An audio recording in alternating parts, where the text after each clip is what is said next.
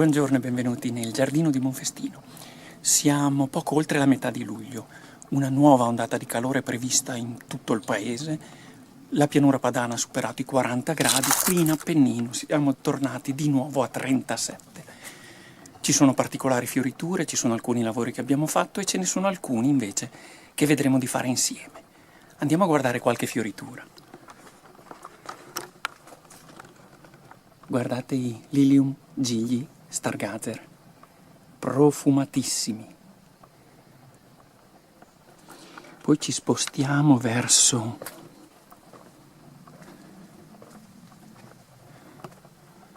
guardate che meraviglia! Idrangea paniculata Vanille Fraise, per ora ancora bianca, con tanti fiori che stanno maturando e diventeranno rosa, una venatura chiara, molto carina. Le dipladenie in fiore da un sacco di tempo.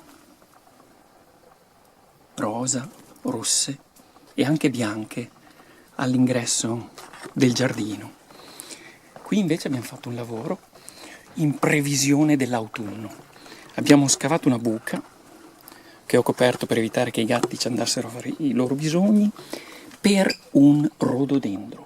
Rododendro che naturalmente pianteremo in autunno, ma è giusto prepararsi adesso, è giusto che la buca, come si dice, si faccia, si bagni, si idrati, col tempo la innaffieremo anche noi, per ricevere al meglio in autunno la piantumazione di un rododendro. Guardate che meraviglia questo ibisco, bianco con la gola viola.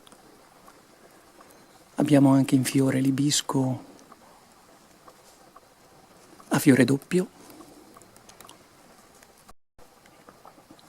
Qui abbiamo uno splendido vaso di dalie, pronte a fiorire, che sono quelle che abbiamo salvato dall'inverno molto rigido in Appennino,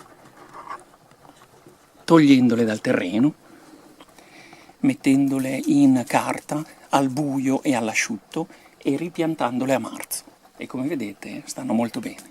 In più l'abbiamo messo in un vaso trovato vicino a un cassonetto riciclato, bellissimo, di coccio. E qui, ormai pronta per essere tagliata, la lavanda, adorata dagli insetti impollinatori.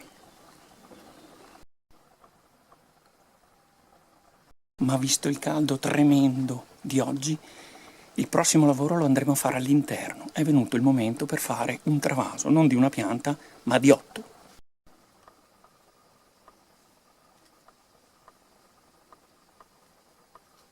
Faremo il travaso di questi 8 ginkgo. Ve li ricordate? Sono quelli che abbiamo preso da seme al Villa Gandini di Formigine, da una pianta femmina naturalmente, dove in questo parco ci sono alberi monumentali meravigliosi. Ne prendemmo 13 semi, 10 dei quali sono germinati. Come vi ho detto, in questi anni sono piante che regalo a chi ha lo spazio e la voglia di piantarle vicino a casa propria, nei limiti dello sviluppo che possono avere queste piante monumentali, che possono arrivare anche a 40 metri di altezza per 15-20 di chioma. 2 di queste 10 piante sono già partite, una per Genova da amici e l'altra recentemente da un'amica youtuber della Brianza, e pronte per trovare una nuova casa. Il travaso andrà effettuato naturalmente in vasi di almeno una misura più grande, che sono stati lavati e disinfettati in particolare con aceto bianco di vino, un disinfettante naturale che è perfetto anche per lavare questi vasi, che sono naturalmente tutti riciclati. Su questo tavolino improvvisato servirà poco a queste piante che non hanno bisogno di concimazione, sono piante molto resistenti e solo un po' di drenaggio con un po' di perlite, quindi, e terriccio nuovo da aggiungere a quello già presente nel vaso.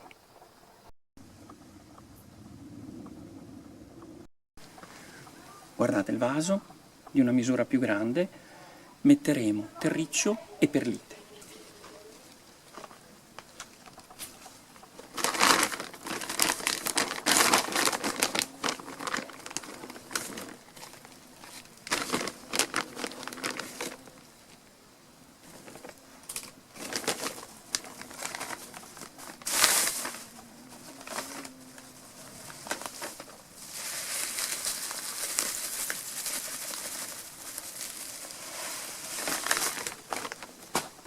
perlite, questo materiale inerte leggerissimo, naturalmente fondamentale per il drenaggio.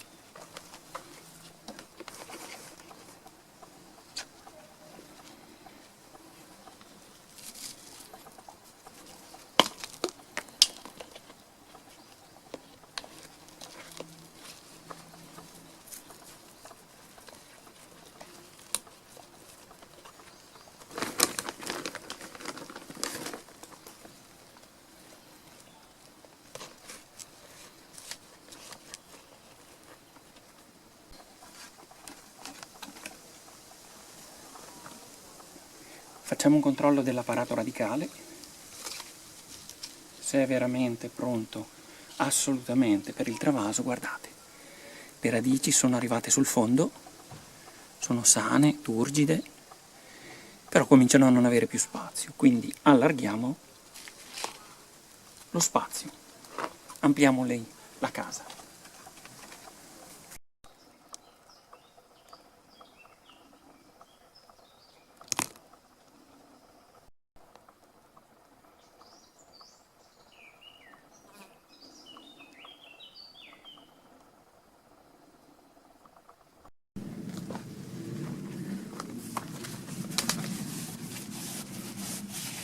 Ecco qua, il travaso di 8 piante, travaso che pur essendo stato fatto in estate non è un problema per queste piante, perché pur stando fuori sono sotto controllo, sono curate, sono monitorate continuamente, innaffiate con regolarità, quindi non soffriranno di un travaso estivo in un periodo così caldo.